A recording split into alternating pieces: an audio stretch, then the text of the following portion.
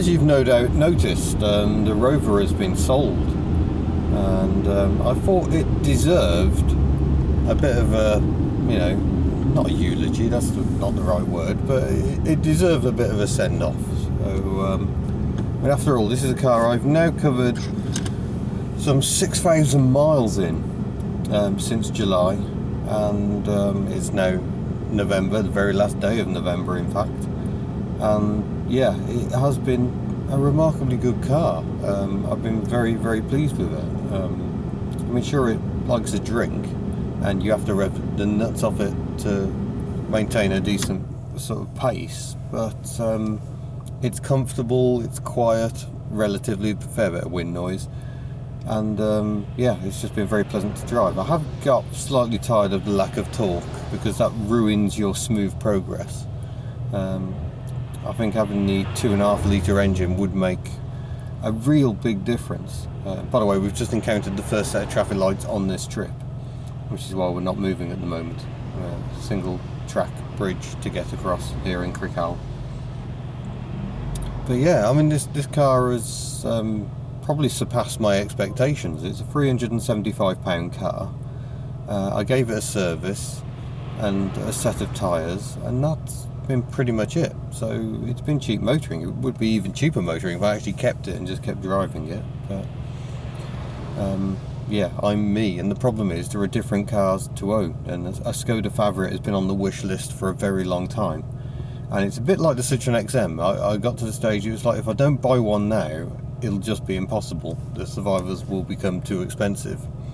Already the values are rising, and I've kind of missed out on rear engine Skodas.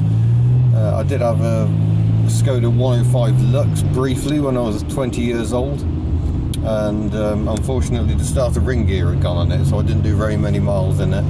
I didn't have the ability to take the engine out and replace the ring gear, and I couldn't afford to pay a garage to do it, not when I paid £150 for the car, so I'm afraid that one got scrapped, which I kick myself about looking back. I think that's the only time I've scrapped a car where the body was perfect. It was just the mechanicals that were the issue. Very depressing. It'd be different now, you just bang it on eBay and someone would buy it and sort it all out, but yeah, very different times. But I'd rather got off the point of the Rover. It's proof that you can have a dependable, cheap car. And the only real issue is I still have the SRS light coming on occasionally because the dodgy connector under the driver's seat. If I turn it off, fiddle with the wires and turn it back on again, it usually clears the code and everything's well again. But yeah, a bit more torque and it would be even better at this. It's just this effortless cross-country nature. It's just that it slows down on hills like a 2CV. You don't expect that in a modern car, especially as the gearbox is a bit lazy, so it tries to avoid the revs, so you end up having to stamp your foot down, which makes it do a double kick down, and then it's screaming up the upper end of the rev range, and you're like, this isn't actually relaxing.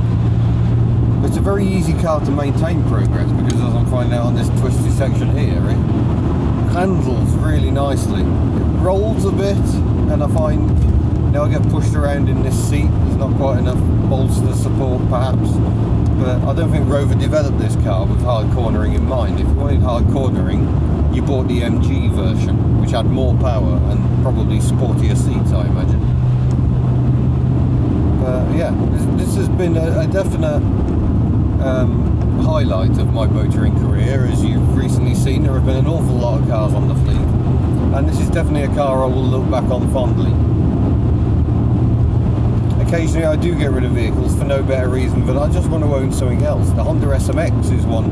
I think I could quite happily have kept that car, but I wanted something else. If I hadn't sold the Honda, I wouldn't have been able to experience this car.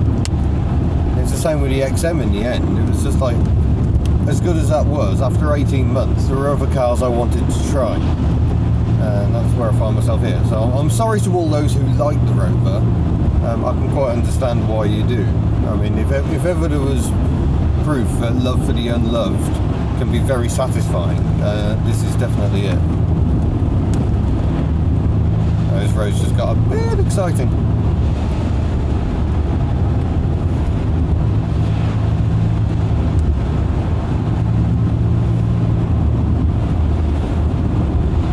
Not that the car's bothered. And I must say, the Nankang tyres, no affiliation. The Nankang all-season tyres, what are they, AW6s were they? I've been very impressed. I mean, there are times I've caught myself out of it and gone, oh, that's a bit quicker than I expected. And the car is completely unflustered. It's got good levels of grip. And that's where good tyres make themselves known. You can drive along on the cheapest, nastiest tyres, and for the vast majority of the time you wouldn't know, because here we are driving along at 30 miles an hour, and I could probably do this on plastic tyres. Oh, is that truck coming through? No, he was going to wait. Great place for the bus to stop there. No, he wasn't even looking. I did wait, thank you. Oh, Pontwan, Weekbridge in Welsh, sorry.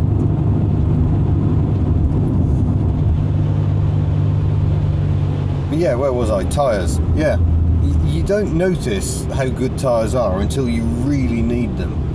And that's situations like emergency stops, even with anti-lock braking. Good tyres will get you stopping much more quickly. And the other one is a swerve. You know, like me being a bit caught out because I was going too quick for a bend. If you have to swerve to avoid someone, if your tyres aren't good, especially those on the back, the car will get very unsettled, and it's very easy to lose control of it. But this is a problem. People don't care about tyres. They don't check grip levels, because, you know, even naff budget tyres are still going to be better when they've got some tread on than bold premium rate ones. So yeah, tyres are important. And again, I'd rather digress from the point, but yeah, all I'm saying is the Rover will be missed. It has been good to me. I have liked it a lot. But yeah, the problem is there are so many other cars to own, so many boxes left to tick.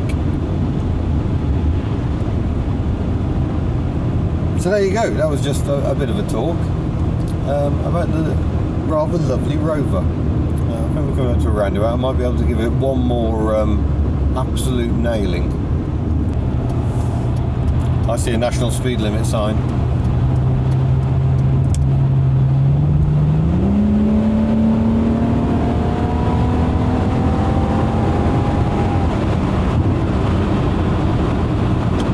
Slower than a Mercedes A-Class quality. Anyway, thank you very much for watching this final video on the Rover.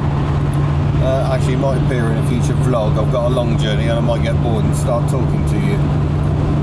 So yeah, don't forget to subscribe before you go. Don't forget Hubnut merchandise, calendars, hats, bags, etc. Hubnut.org, and I shall see you in a future video in a different car. Farewell.